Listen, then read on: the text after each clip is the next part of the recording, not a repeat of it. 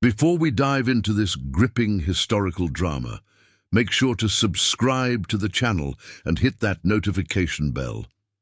You won't want to miss the shocking twists that await in this true-to-life story of power, resistance, and moral reckoning in the antebellum South. The morning mist clung to the cypress trees like the ghosts of Louisiana's past, shrouding Belmont Plantation in an ethereal veil that seemed to whisper of secrets better left buried. The year was 1847, and the grand estate stretched across thousands of acres of fertile delta land, its white-columned mansion standing as a monument to wealth built upon the backs of human bondage. Madeleine D'Arcy stood at the tall windows of her late husband's study, now hers by right of widowhood. At 38, she possessed a beauty that grief had sharpened rather than diminished. High cheekbones carved by sorrow, steel-grey eyes that had learned to show no mercy, and auburn hair pulled back in a severe chignon that spoke of her iron discipline. The black silk of her morning dress rustled as she turned from the window, the sound cutting through the oppressive silence of the room. "Mrs. D'Arcy," came the hesitant voice of Ezra, the elderly house slave who had served the family for over 2 decades. His weathered hands trembled slightly as he held a silver tray bearing the morning correspondence. "The overseer wishes to speak with you about the cotton harvest, ma'am." Madeleine's gaze swept over the man with the cold efficiency of someone who had learned to see people as assets rather than souls. "Tell Mr. Beauregard I'll see him after I've attended to more pressing matters," she replied, her voice carrying the cultured accent of New Orleans aristocracy tinged with newfound authority. "And Ezra, send Clara to me, immediately." The old man's eyes flickered with something that might have been concern, but he knew better than to question the mistress of Belmont. "Yes, ma'am," he murmured, bowing his head as he retreated from the study. Madeleine returned to the mahogany desk that had once belonged to her husband Charles. 6 months had passed since yellow fever had claimed him, leaving her to manage not only the vast plantation, but also their 2 sons, Philippe, 22, and Henri, 19.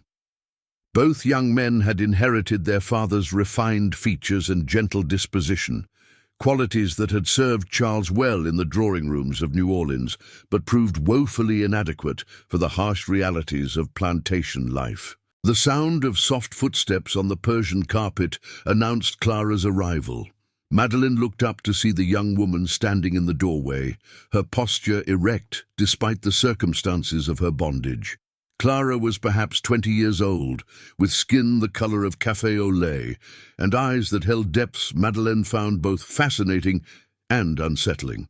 Unlike the other enslaved women on the plantation, Clara carried herself with a quiet dignity that seemed almost defiant, though she was careful never to cross the line into open rebellion. "You sent for me, Mrs. D'Arcy?"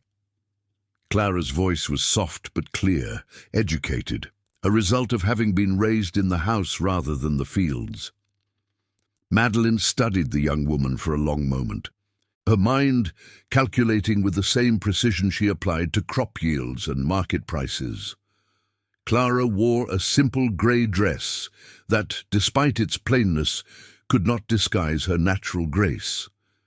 Her hair was neatly braided and pinned, and her hands, though calloused from work, were elegant and expressive. "Clara," Madeleine began, rising from behind the desk to pace slowly around the room. "You've been in this house since you were a child. You understand the delicate nature of our family's position." "Yes, ma'am," Clara replied, though her eyes betrayed a wariness that Madeleine chose to ignore. "My sons," Madeleine continued, her voice taking on a harder edge, "are at a crucial stage in their development. They require guidance in matters that I, as their mother, cannot provide. They need to understand the natural order of things, the proper relationship between master and property." Clara's hands clenched slightly at her sides, but she remained silent. Madeleine stopped directly in front of the young woman, close enough to see the slight tremor in her breathing. You will attend to their needs, Clara. All of their needs. You will teach them what it means to command, and you will learn what it means to obey without question. The words hung in the air like a death sentence. Clara's serene expression never wavered, but something shifted in her eyes, a flicker of steel that Madeleine mistook for submission. "Do you understand what I'm asking of you?" Madeleine pressed, her voice dropping to barely above a whisper. "I understand perfectly, Mrs. D'Arcy," Clara replied, her tone so level it was almost musical. "You want me to help your sons become the men you believe they need to be." "Exactly," Madeleine smiled, a cold expression that never reached her eyes. "You'll begin tonight. Philippe will be expecting you in his chambers after dinner." As Clara curtsied and turned to leave, Madeleine felt a surge of satisfaction. She had solved two problems with one decision. Her sons would learn to assert their authority, and Clara would be reminded of her place in the natural order. What Madeleine failed to recognize was that she had just lit a fuse that would eventually consume everything she held dear. The rest of the day passed in a blur of plantation business. Madeleine met with the overseer about the cotton harvest, reviewed the household accounts, and supervised the preparation of dinner. But beneath her efficient exterior, she found herself thinking about Clara's reaction, or rather, the lack of one.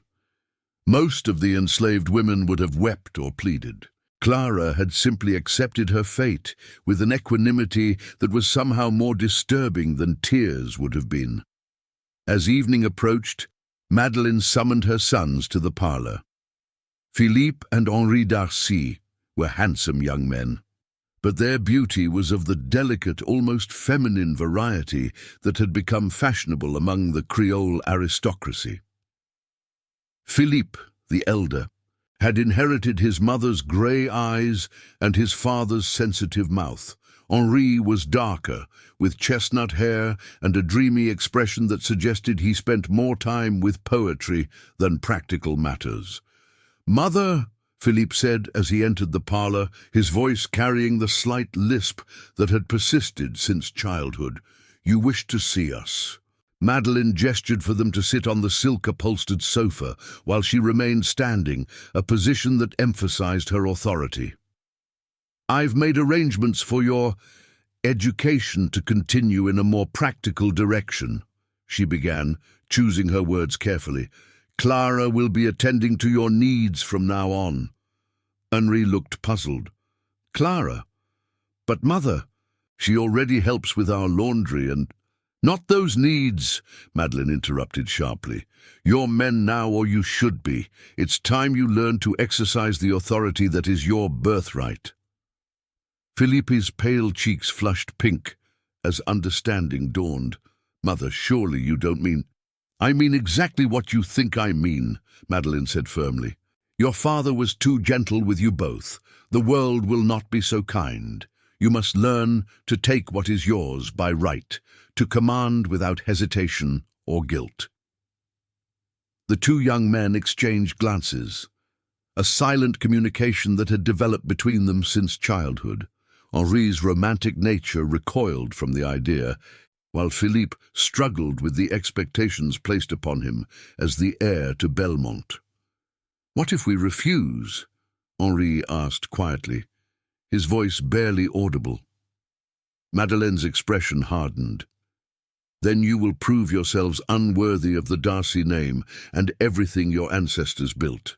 Clara is property, nothing more. If you cannot master a slave, how can you hope to master a plantation, a business, a wife?" The logic was brutal, but effective. Philippe straightened his shoulders, trying to summon the authority his mother demanded. "Very well, mother. If this is what you believe is necessary." Henri said nothing, but the conflict in his dark eyes was evident to anyone who cared to look. Madeleine, however, saw only what she wanted to see: compliance. As the evening wore on and dinner was served in the grand dining room, Clara moved through her duties with her usual quiet efficiency. She served the soup course, refilled wine glasses, and cleared plates, all while maintaining the serene expression that had become her trademark. But those who knew her well, Ezra, the cook, Mammy Rose, and the other house slaves, noticed subtle changes. Her movements were more deliberate, her silences more profound, and there was something in her eyes that hadn't been there before. After dinner, as the family retired to their respective chambers, Clara made her way up the grand staircase to Philippe's room. The hallway was dimly lit by oil lamps, casting dancing shadows on the walls, lined with portraits of D'Arcy ancestors. Each painted face seemed to watch her progress with expressions of stern disapproval, as if they knew what was about to transpire. She paused outside Philippe's door, her hand raised to knock. For a moment, the mask of serenity slipped, revealing the young woman beneath, frightened, angry, but not broken. Then she composed herself, knocked softly, and entered when bid. Philippe stood by the window, still dressed in his dinner clothes, but with his cravat loosened. He turned as she entered, and she could see the conflict written across his features, desire warring with conscience, authority struggling against his natural gentleness. "Clara," he said softly, his voice uncertain, Mother says that you're two, that we're two." "I know what your mother expects," Clara replied, closing the door behind her. "The question is, what do you expect, Mr. Philippe?" The question hung between them like a challenge. Philippe had been raised to command, but he had also been raised to be a gentleman. The two imperatives seemed impossible to reconcile. "I don't know," he admitted, his honesty surprising them both. That is, I don't wish to force." Because Clara stepped closer, her movements graceful and deliberate. "Your mother believes that taking what you want will make you strong," she said, her voice barely above a whisper. "But perhaps true strength lies in choosing what you take and what you leave untouched." Philippe stared at her, seeing not just a beautiful slave, but a person with thoughts and feelings as complex as his own. It was a realization that would prove more dangerous to the established order than any act of rebellion. "What would you have me do?" he asked, the question revealing more vulnerability than he intended. Clara smiled then, an expression so gentle and knowing that it transformed her face entirely. "I would have you be the man you choose to be, not the man your mother demands." As the night deepened around Belmont Plantation, the first seeds of change were planted. Madeleine D'Arcy slept peacefully in her bed, believing she had secured her family's future through the exercise of absolute power.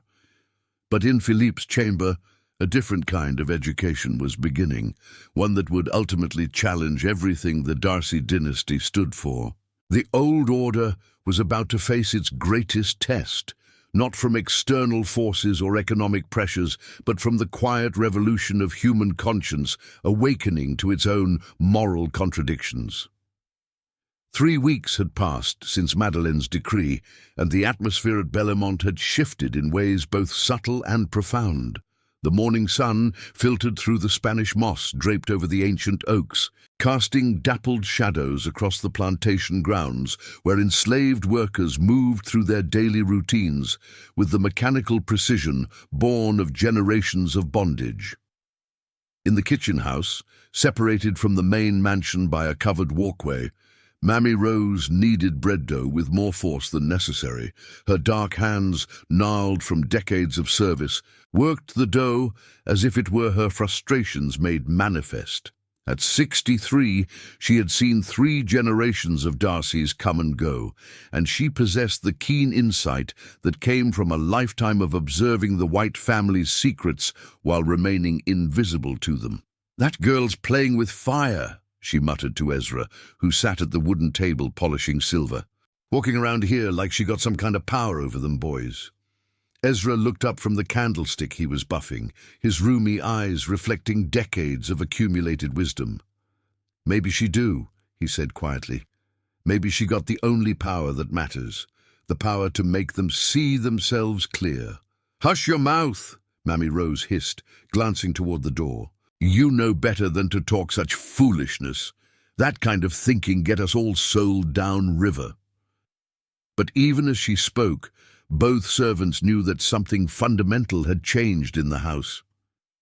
Clara moved through her duties with the same quiet efficiency as always, but there was a new quality to her presence, a subtle confidence that seemed to emanate from within. She no longer avoided eye contact with the family members, and when she spoke, her words carried a weight that demanded attention. In the main house, Madeleine sat in her morning room, reviewing correspondence from her factor in New Orleans. Cotton prices were holding steady, but there were disturbing reports of abolitionist activity increasing in the North. She frowned as she read about slave rebellions in other states, making mental notes to increase security measures at Bellemont. A soft knock interrupted her thoughts. "Enter!" she called, expecting to see one of the house servants.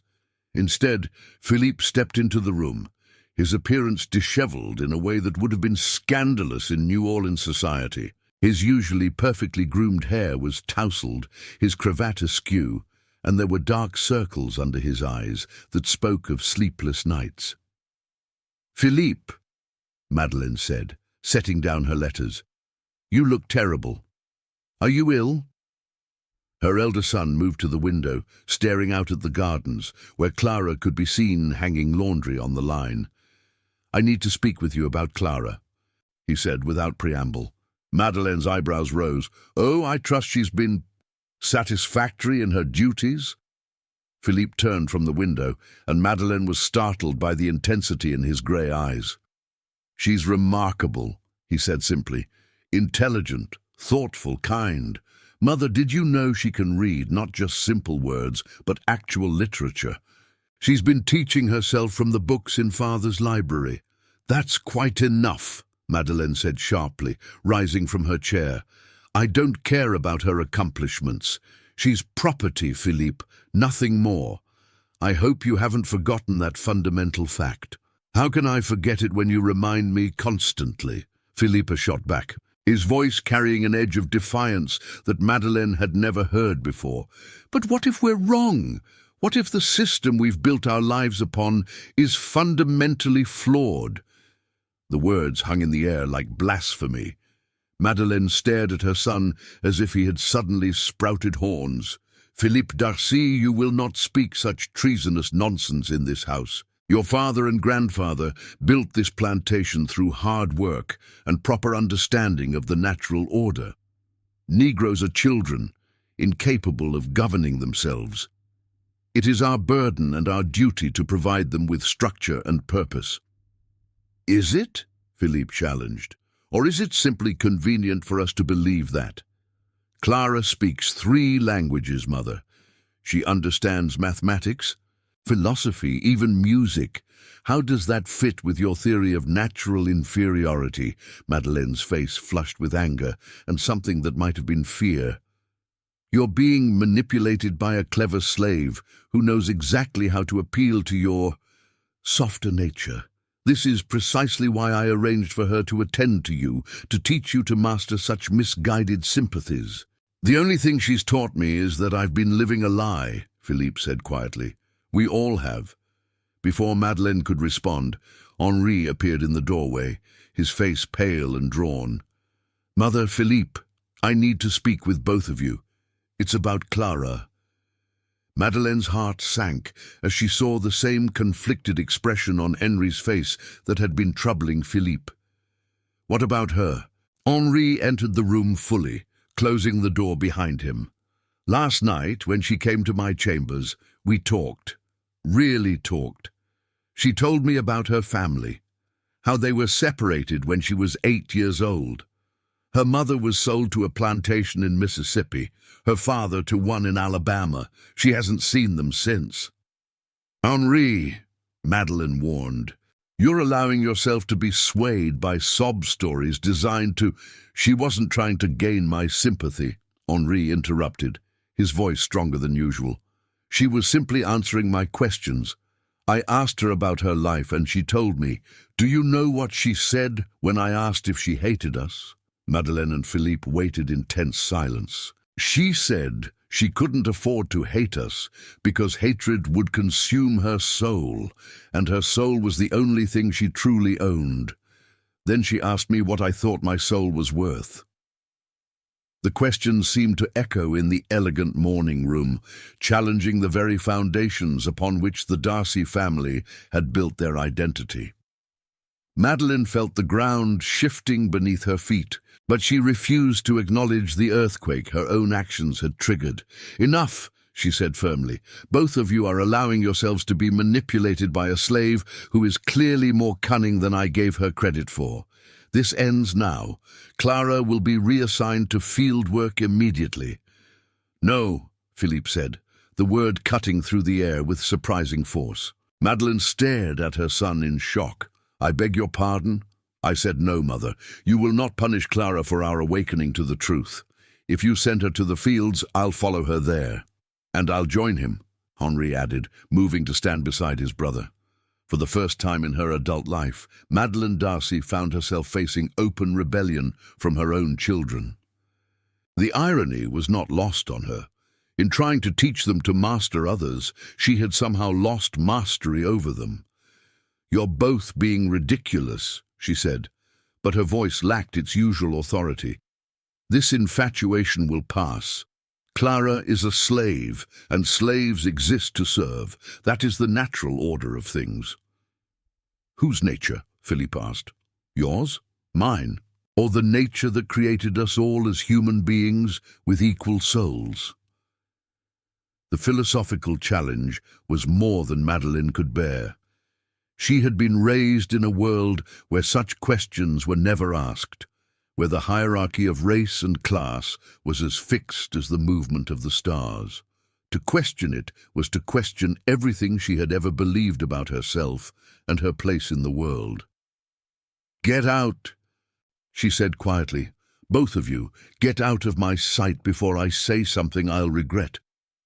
The two young men exchanged glances and left the room, leaving Madeleine alone with her thoughts and her growing fear that the world she had known was crumbling around her. Meanwhile, in the slave quarters behind the main house, Clara sat on the steps of her small cabin, mending a tear in one of Henri's shirts. The irony of the task was not lost on her. She was literally repairing the fabric of her oppressor's life, while simultaneously unraveling the fabric of his worldview. Mammy Rose approached, her heavy footsteps announcing her presence long before she spoke. "Child, you need to be careful." The mistress got that look in her eye, the one that means trouble for folks like us. Clara looked up from her sewing, her serene expression unchanged. "I know, Mammy Rose, but I can't unknow what I know now, and neither can they." "What you talking about, girl?" Clara set down the shirt and looked toward the main house, where she could see Philippe and Henri walking in the garden, deep in conversation. "They're good men. Mammy Rose, underneath all the poison they've been fed about who they're supposed to be, they're good men. And good men can't live with evil once they truly see it." "You think you can change them?" Mammy Rose asked skeptically. "Change the whole system with your pretty words and gentle ways." "I don't think I can change anything," Clara replied honestly. "But I think they can change themselves if they choose to, and that choice, that's where real power lies." As if summoned by their conversation, Philippe appeared at the edge of the slave quarters, his presence causing several of the enslaved workers to look up in surprise. It was unusual for the young master to venture into their domain. "Clara," he called softly, "might I speak with you?" She rose gracefully, aware of the eyes upon them both. "Of course, Mr. Philippe." They walked together toward the old oak tree that stood at the boundary between the slave quarters and the main grounds, its massive trunk scarred by decades of storms, but still standing strong. "I've been thinking about what you said," Philippe began, his voice uncertain. "About choosing what kind of man I want to be." "And what have you decided?" Clara asked, though her tone suggested she already knew the answer. Philippe stopped walking and turned to face her fully. I've decided that I don't want to be the kind of man who owns other human beings. I don't want to inherit a fortune built on suffering. I want to be better than that. Clara studied his face, seeing the sincerity there but also the fear. That's a dangerous decision, Mr. Philippe. Your mother won't understand. Your neighbors will shun you. You'll lose everything you've been raised to expect. Will I? Philippe asked. Or will I finally gain something worth having? A clear conscience and the respect of people whose opinions actually matter. Before Clara could respond, they heard the sound of approaching hoofbeats. A rider was coming up the main drive at a gallop, dust clouds marking his urgent passage. Philippe and Clara hurried toward the main house, arriving just as the rider dismounted. It was James Beauregard, the plantation overseer, his face flushed with exertion and excitement. "Mrs. D'Arcy," he called as he bounded up the front steps. "Mrs. D'Arcy, you need to hear this." Madeleine appeared on the veranda, her face composed despite the morning's emotional turmoil. "What is it, Mr. Beauregard?" "News from New Orleans, ma'am. There's been another slave uprising in Virginia. Nat Turner's rebellion has inspired others. The authorities are cracking down hard, but there's talk of abolitionists helping slaves escape to the north." Madeleine's face paled. "How close is this?" "Unrest." "Hard to say, ma'am, but the word is spreading. Some of the plantation owners are talking about selling off their most intelligent slaves, the ones who might cause trouble." Philippe felt Clara tense beside him, though her expression remained carefully neutral. The implication was clear. Slaves like Clara, who could read and think and inspire others, were now seen as particularly dangerous. "Thank you for the warning, Mr. Beauregard," Madeleine said. "Please increase the patrols and make sure all the slaves are accounted for at night." As the overseer rode away, Madeleine's gaze fell upon Philippe and Clara standing together beneath the oak tree. The sight filled her with a cold dread that had nothing to do with distant rebellions and everything to do with the revolution taking place within her own family. The battle lines were being drawn, and Madeleine D'Arcy was beginning to realize that the enemy might not be outside agitators or rebellious slaves, but the very conscience she had tried so hard to suppress in her own sons. The second act of this drama was about to begin, and the stakes were higher than anyone yet realized. The humid Louisiana air hung heavy with the promise of a storm as August drew to a close. For 6 weeks now, the delicate balance at Bellemont Plantation had been shifting like sand beneath the tide, and Madeleine D'Arcy could feel her carefully constructed world beginning to crumble. She stood in her late husband's study, now permanently hers, staring at the letter that had arrived that morning from her brother-in-law in New Orleans. The news it contained was both expected and devastating. Rumors of the D'Arcy sons' peculiar sympathies had reached the ears of New Orleans society. Invitations were being quietly withdrawn, business partnerships questioned, and the family's reputation, built over 3 generations, was hanging by a thread. "Damn them both," she whispered, crumpling the letter in her fist. "Damn their weak hearts and their father's gentle blood."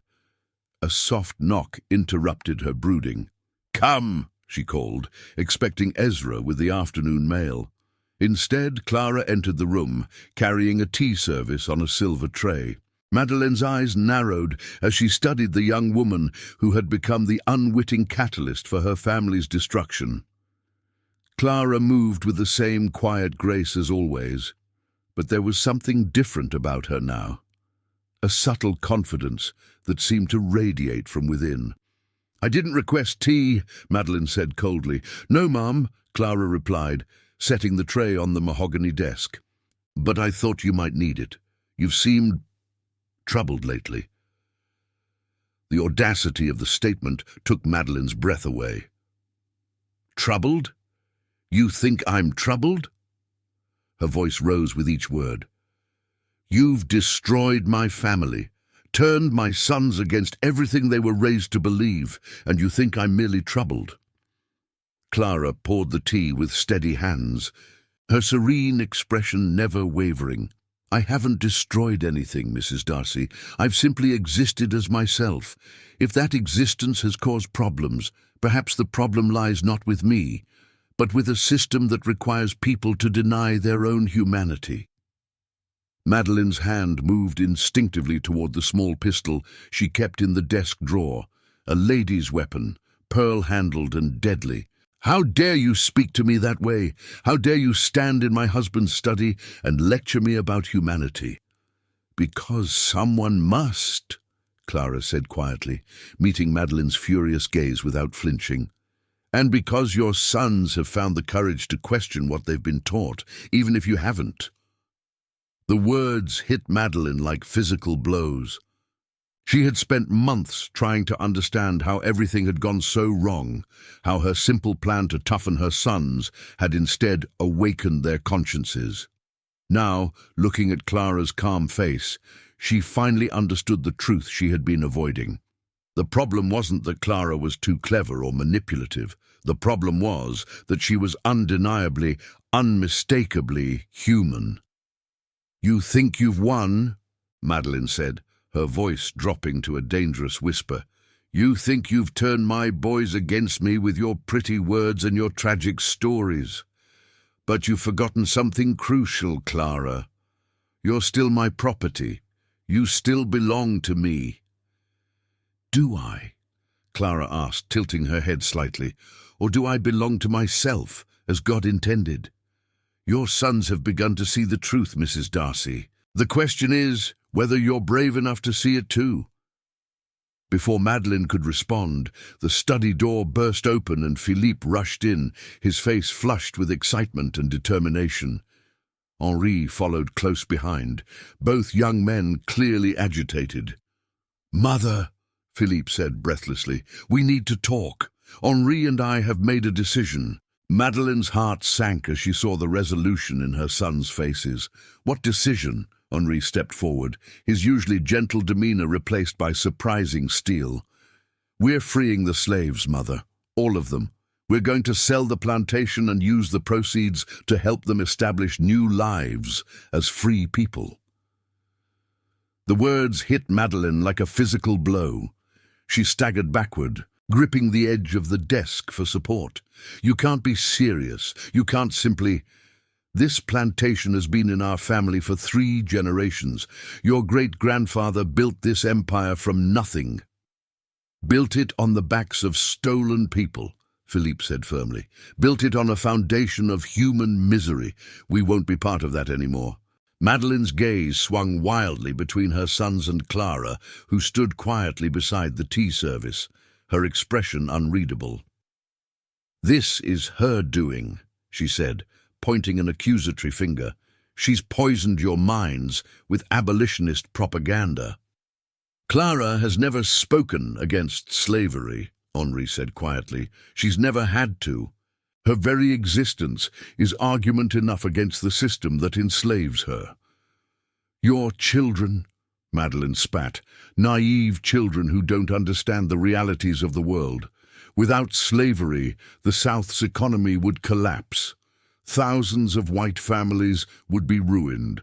The Negroes themselves would starve without our guidance and protection."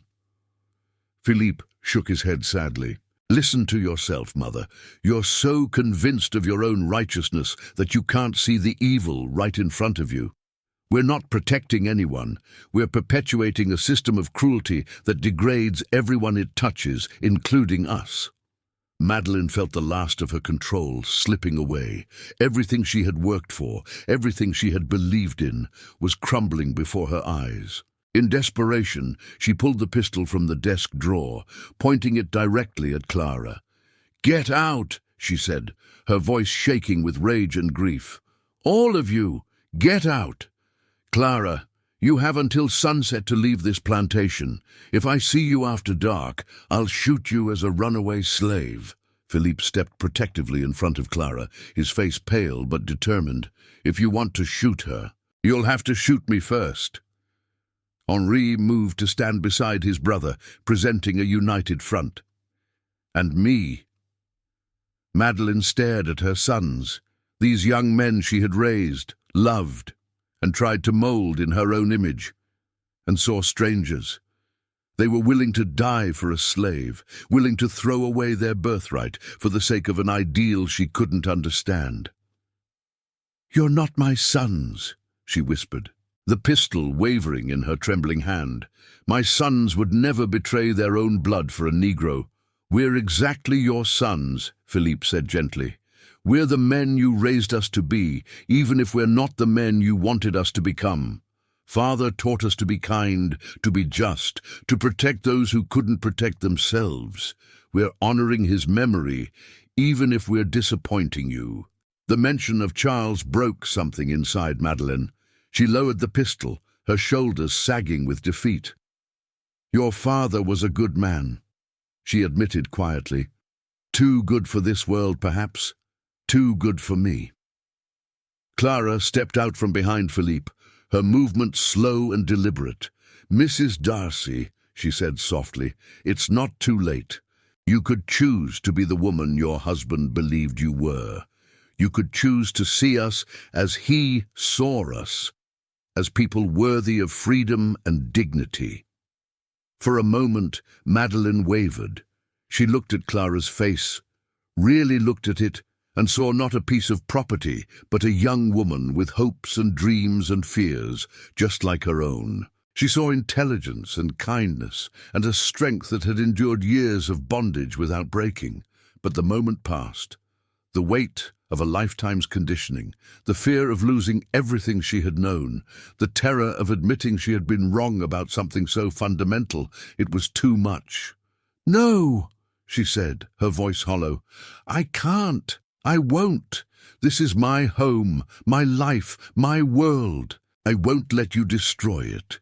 Philippe and Henri exchanged glances, a silent communication passing between them. "Then we'll leave," Philippe said simply. "Tonight. All of us." "You can't," Madeleine protested. "You're my heirs. This plantation will be yours someday." "We don't want it," Henri said firmly. "We'll make our own way in the world with clean hands and clear consciences." Indeed, as the three young people turned to leave, Madeleine called out desperately, "Where will you go? What will you do? You have no money, no connections outside of Louisiana society." Philippe paused at the door. "We'll go north, to the Free States. We'll work, we'll build new lives, and we'll help others do the same."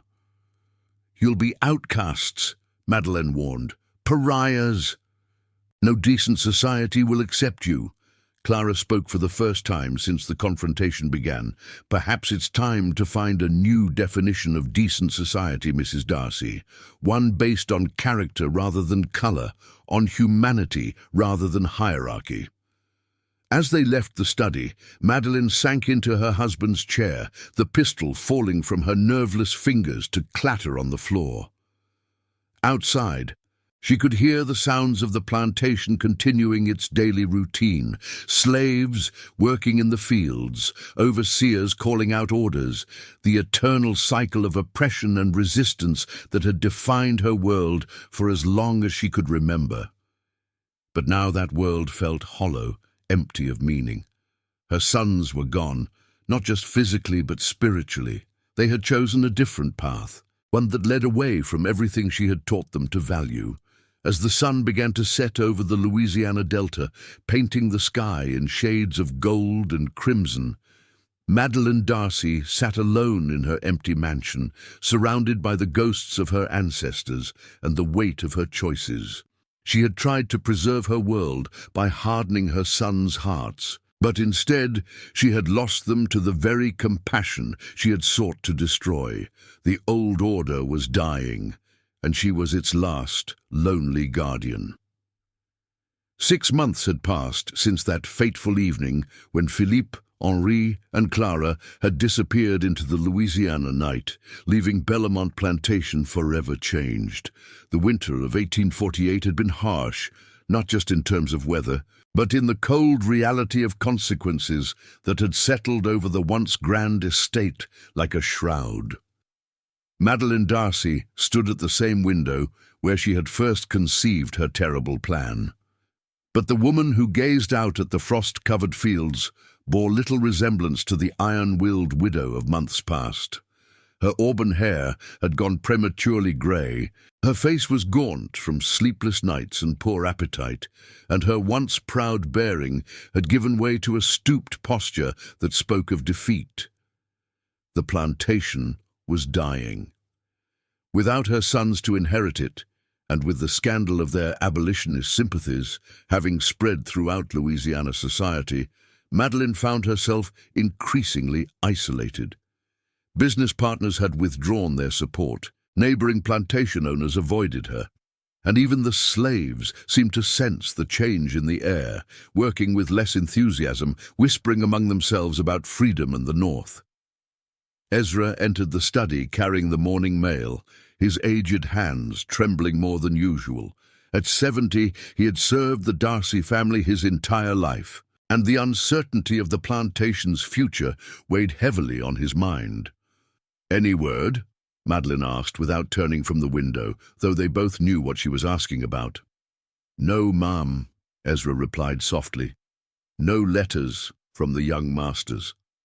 Madeleine nodded, unsurprised but still disappointed. She had written dozens of letters to Philippe and Henri, sending them to every major city in the north, but had received no replies. It was as if her sons had vanished from the earth, taking Clara with them into a world she couldn't understand or follow. "There is something else, though," Ezra continued hesitantly. "A visitor. Says he's from the bank in New Orleans." Madeleine's heart sank. She had been expecting this visit for weeks, ever since the cotton crop had failed to meet its projected yields, and the plantation's debts had begun to mount. "Send him in," she said, finally turning from the window to face whatever news awaited her. The banker was a thin, nervous man named Thibodeau, who had clearly drawn the short straw when it came to delivering bad news to desperate plantation owners. He clutched his hat in his hands as he entered the study, his eyes darting around the room as if looking for an escape route. "Mrs. D'Arcy," he began, his voice apologetic but firm, "I'm afraid I have some difficult news regarding your accounts." "How much time do I have?" Madeleine asked, cutting straight to the heart of the matter. Thibodeau blinked in surprise at her directness. Well, that is to say, the bank is prepared to extend your credit for another 3 months, provided you can demonstrate a clear plan for repayment. And if I can't, then I'm afraid we'll have no choice but to foreclose on the property. The plantation would be sold at auction to satisfy your debts." Madeleine nodded slowly, having expected as much. "And the slaves? They would be sold as well, of course, separately most likely, to maximize the return for creditors." The words hit Madeleine like a physical blow. She thought of Ezra, who had served her family faithfully for 7 decades, of Mammy Rose, who had nursed her sons through childhood illnesses, of the field hands who had worked the D'Arcy land for generations. They would all be scattered to the winds, families separated, lives destroyed. For the first time since her sons had left, Madeleine truly understood what Philippe and Henri had been trying to tell her. The system she had defended so fiercely was not just morally wrong. It was also inherently unstable, built on a foundation of human misery that could collapse at any moment. After the banker left, Madeleine sat alone in the study, staring at the portrait of her late husband that hung above the fireplace. Charles D'Arcy gazed down at her with kind eyes, and she found herself wondering what he would have done in her situation. "You always were too gentle for this world," she whispered to the painting, "but perhaps that was your strength, not your weakness." A soft knock interrupted her reverie. "Come," she called, expecting Ezra. Instead, Mammy Rose entered the room, her massive frame filling the doorway. The elderly cook had never before entered the master's study uninvited, and her presence here now spoke to the extraordinary circumstances they all faced. "Begging your pardon, Mrs. D'Arcy," Mammy Rose said, her voice respectful but determined. But I heard about the banker's visit. The whole quarters is talking about what's going to happen to us." Madeleine looked at the woman who'd been a constant presence in her life for over 20 years. "I'm sorry, Rose, I've failed you all." "No, ma'am," Mammy Rose said firmly. "You ain't failed us. You just been trying to hold on to something that was already broken. But maybe it ain't too late to do right." "What do you mean?" Mammy Rose stepped closer, her dark eyes intense with purpose. "I mean, maybe you could do what your boys wanted to do. Free us. All of us. Before the bank takes everything." Madeleine stared at the older woman in shock. "Free you? Rose, I don't have the money to help you establish new lives. I can barely keep food on the table." "We don't need your money, Mrs. D'Arcy. We just need our papers, our freedom papers. Most of us got family up north, people who escaped or were freed. We can make our own way if we just got the legal right to do it." The idea was both terrifying and liberating. Madeleine had spent her entire adult life believing that the slaves depended on her for everything: food, shelter, purpose. The thought that they might be capable of caring for themselves, of building their own lives, challenged everything she had been taught to believe. "The neighbors would never forgive me," Madeleine said weakly. "I'd be completely ostracized." "You already are," Mammy Rose pointed out gently. "Might as well be ostracized for doing right instead of doing wrong." That evening, Madeleine walked through the slave quarters for the first time in years. She had always viewed this area of the plantation from a distance, seeing it as a necessary but distasteful part of the operation. Now, moving among the small cabins where families lived in cramped conditions, she began to see the human cost of her comfortable lifestyle. Children played in the dirt between the cabins, their laughter a bright note in the gathering dusk. Women sat on their porches, mending clothes or preparing simple meals over open fires. Men returned from the fields, their faces etched with exhaustion, but still managing to smile at their families. These were not the childlike dependents she had been taught to see, but complex human beings with their own hopes, dreams, and relationships. They had built a community within the confines of their bondage, creating meaning and joy despite the circumstances of their lives. At the far end of the quarters, she found Ezra sitting on his porch, whittling a small wooden toy for one of the children. He looked up as she approached, his weathered face showing surprise at her presence. "Mrs. D'Arcy," he said, starting to rise, "is there something you need?" "Sit, Ezra," she said gently. "I wanted to ask you something. If you were free, truly free, what would you do?" The old man's eyes widened at the unexpected question. I don't rightly know, ma'am. Never really let myself think about such things." "Think about it now," Madeleine encouraged. "If you could go anywhere, do anything, what would make you happy?" Ezra was quiet for a long moment, his gnarled hands still working the piece of wood. "I got a daughter," he said finally. "Sold away when she was just 16. Last I heard, she was in Philadelphia working as a seamstress. If I was free—" He paused, his voice thick with emotion. "If I was free, I'd like to see her again. Meet my grandchildren." Madeleine felt tears prick her eyes. "What's her name?" "Sarah," Ezra said softly. "Sarah Johnson, she calls herself now.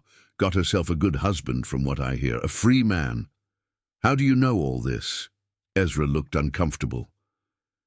"There's ways of getting word, ma'am. The Underground Railroad, they call it. People helping folks find their families, sending messages. The revelation that there was an entire network of communication and assistance operating right under her nose was another shock to Madeleine's understanding of the world. The slaves weren't passive victims waiting for white guidance. They were active agents in their own lives, working toward freedom despite every obstacle placed in their path. Over the next several days, Madeleine found herself having similar conversations with other slaves on the plantation. She learned about families separated by sales, about dreams deferred but not abandoned, about a resilience and dignity that had survived despite decades of oppression. The more she learned, the more she understood what her sons had tried to tell her. The system of slavery didn't just dehumanize the enslaved, it dehumanized the enslavers as well, forcing them to deny the obvious humanity of the people they claimed to own. On a cold February morning, exactly 7 months after Philippe and Henri had left Belmont, Madeleine made her decision. She gathered all the slaves in the main yard and stood before them, a stack of legal documents in her hands. "I have something to tell you all," she began, her voice carrying clearly in the crisp air. "As of today, you are all free. I've had the papers drawn up in New Orleans. You are no longer slaves, but free men and women with the right to go where you choose and live as you see fit." The silence that followed was profound. Some of the slaves looked skeptical, as if expecting this to be some cruel joke. Others began to weep openly. A few fell to their knees in prayer. "I know this doesn't undo the wrongs that have been done to you," Madeleine continued, her own voice breaking with emotion. "I know it doesn't give you back the years that were stolen from you, or reunite you with family members who were sold away. But it's a beginning. It's a chance to build the lives you choose for yourselves." Ezra stepped forward, tears streaming down his weathered cheeks. "Mrs. D'Arcy," he said, his voice barely above a whisper, "why? Why now?" Madeleine looked at the faces surrounding her, faces she had seen every day for years, but had never really seen until now. "Because my sons were right," she said simply. "Because you deserve to be free, because it's what my husband would have wanted, and because it's the right thing to do."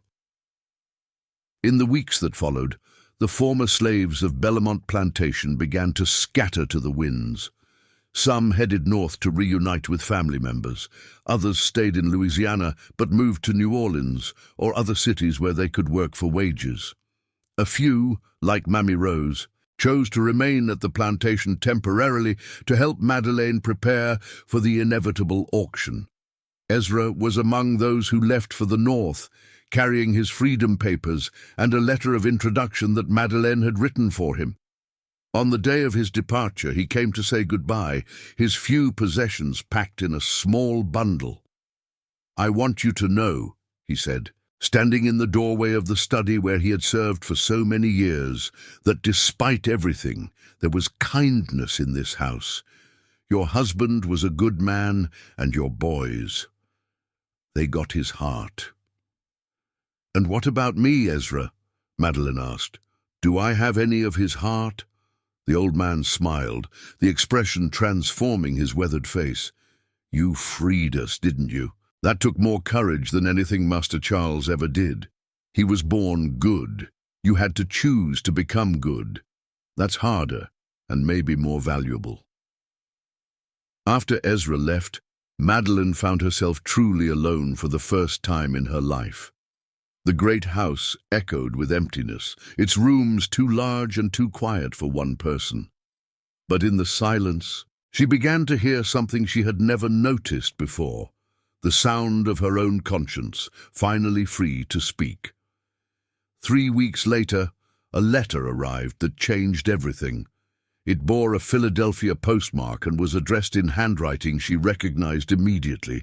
With trembling fingers, Madeleine opened the envelope and read, "Dearest Mother, we have heard through mutual friends of your decision to free the slaves at Bellemont. We cannot express how proud we are of your courage and your conscience. We know it could not have been an easy choice, and we know the cost to you personally has been great. We are writing to invite you to join us in Philadelphia, where we have established a small but growing business helping former slaves reunite with their families and establish new lives. Clara has proven invaluable in this work, as her education and gentle manner help put frightened people at ease.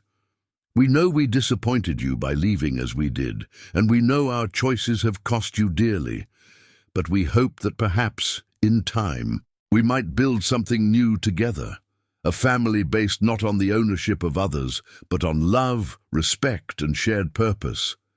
If you are willing to consider a new life, a new beginning, we would welcome you with open arms. There is much work to be done in the cause of freedom, and we could use your strength and intelligence in the fight. With all our love and respect, Philippe and Henri.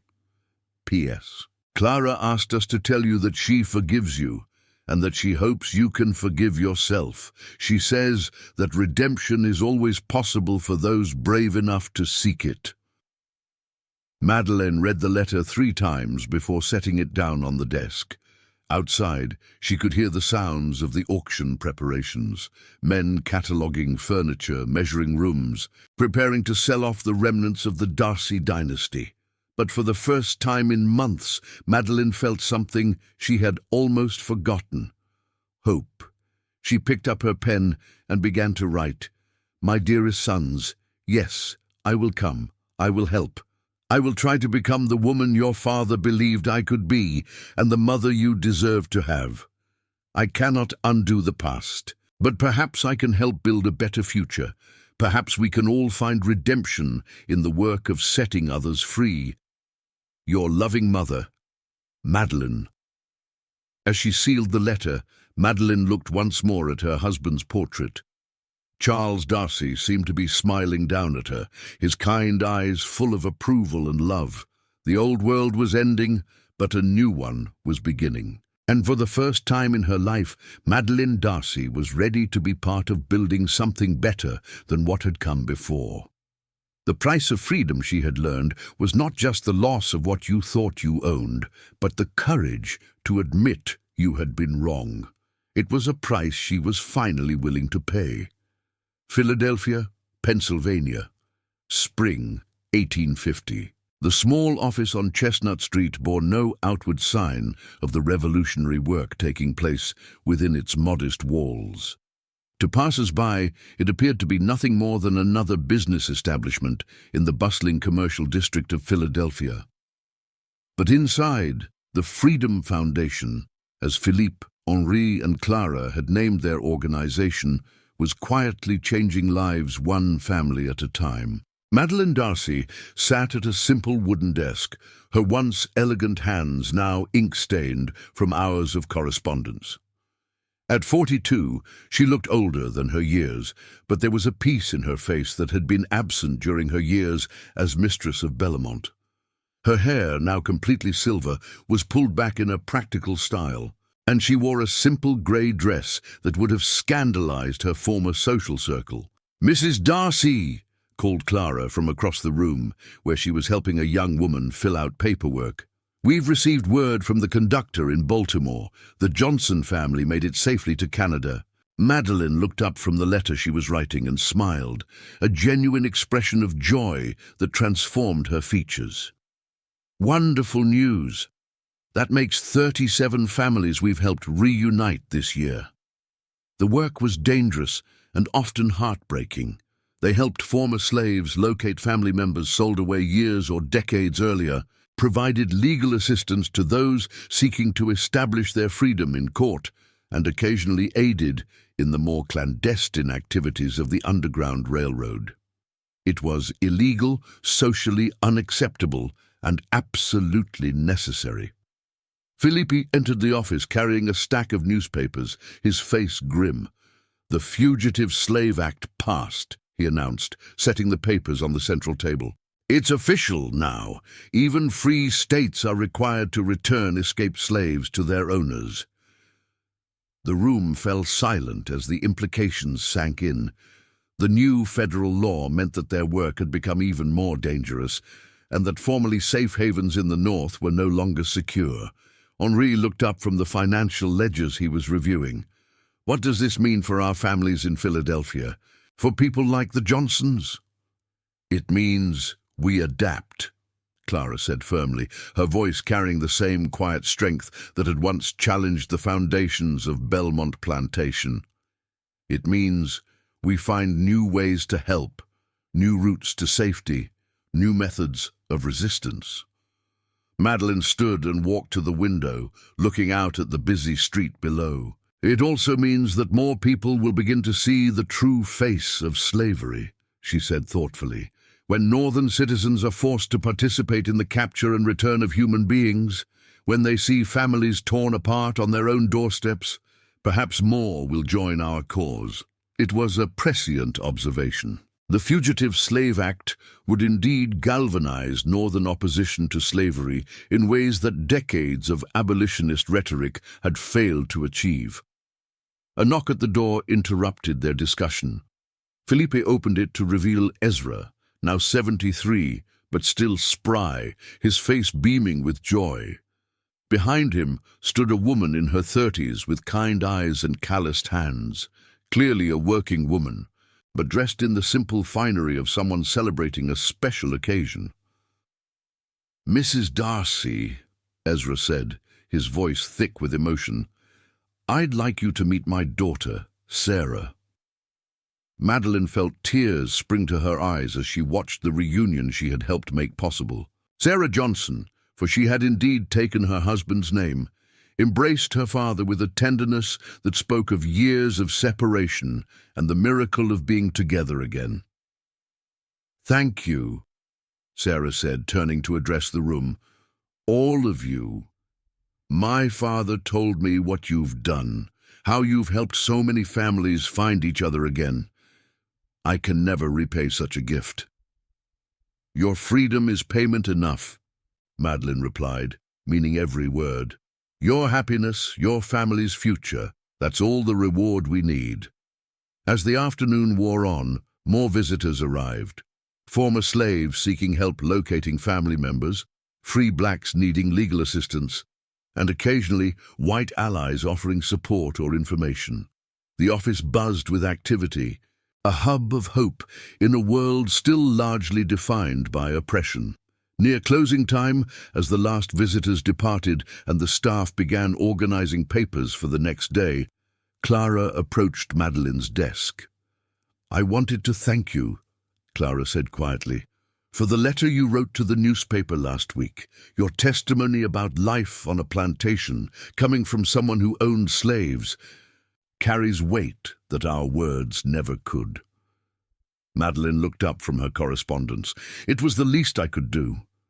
I spent years perpetuating lies about the natural order and the contentment of enslaved people. If my voice can now serve the truth, then perhaps some good can come from all those years of willful blindness." Clara sat down in the chair across from the desk, her expression thoughtful. "Do you ever regret it, giving up your old life, your position in society?" Madeleine considered the question seriously. "I regret the years I wasted living a lie," she said finally. "I regret the pain I caused, the opportunities for kindness I missed, but regret leaving that life behind? Never. I sleep better now than I ever did as mistress of Bellemont. And your sons, are you proud of the men they've become?" A smile crossed Madeleine's face as she looked across the room where Philippe and Henri were helping an elderly man write a letter to relatives in Canada. "They're better men than I ever dared hope they could be. They chose conscience over comfort, justice over privilege. They're their father's sons in the best possible way." As evening fell over Philadelphia, the small staff of the Freedom Foundation prepared to close for the day. But their work would continue through the night, as conductors on the Underground Railroad guided desperate families toward freedom, as letters carried messages between separated loved ones, and as the quiet revolution of human conscience continued to spread. Outside, the gaslight flickered on the cobblestone streets, illuminating a city that was itself a symbol of freedom and possibility. But inside the modest office on Chestnut Street, a different kind of light burned, the light of redemption, of second chances, and of the unshakable belief that people could change, that systems could be challenged, and that love could triumph over hatred. Madeleine gathered her shawl and prepared to walk to the small boarding house where she now lived, a far cry from the grand mansion of her past, but infinitely more honest.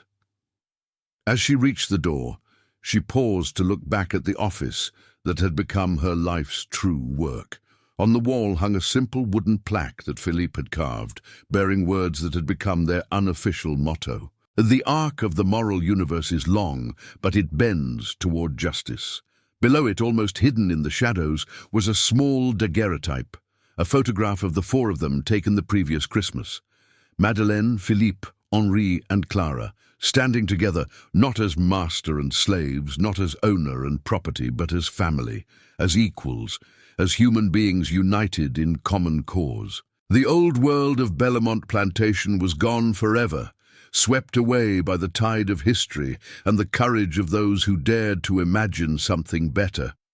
In its place, something new was growing, fragile still, and facing enormous challenges, but rooted in truth rather than lies, in love rather than fear. As Madeleine stepped out into the Philadelphia evening, she carried with her the knowledge that redemption was indeed possible, that people could change, and that sometimes the greatest victories came not from holding on to power, but from having the courage to let it go.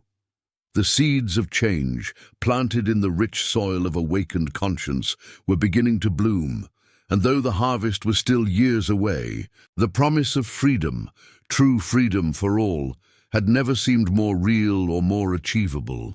The darkest secret of Belmont Plantation had been transformed into the brightest hope of a new generation, and in that transformation lay the proof that no system of oppression, no matter how entrenched, could withstand the power of human beings choosing to see each other as they truly were. Children of the same God, deserving of the same dignity, capable of the same love. The story of the D'Arcy family was ending, but the story of freedom was just beginning. If this story of redemption and resistance moved you, please subscribe to the channel and share it with others who believe in the power of human conscience to overcome even the darkest chapters of our past. Together, we can ensure that these stories of courage and transformation continue to inspire future generations to choose justice over comfort and love over fear. What did you think of Madeleine's journey from oppressor to ally? Share your thoughts in the comments below and let us know what other historical stories of transformation you'd like to see explored. Remember, the arc of the moral universe may be long, but each of us has the power to help it bend toward justice.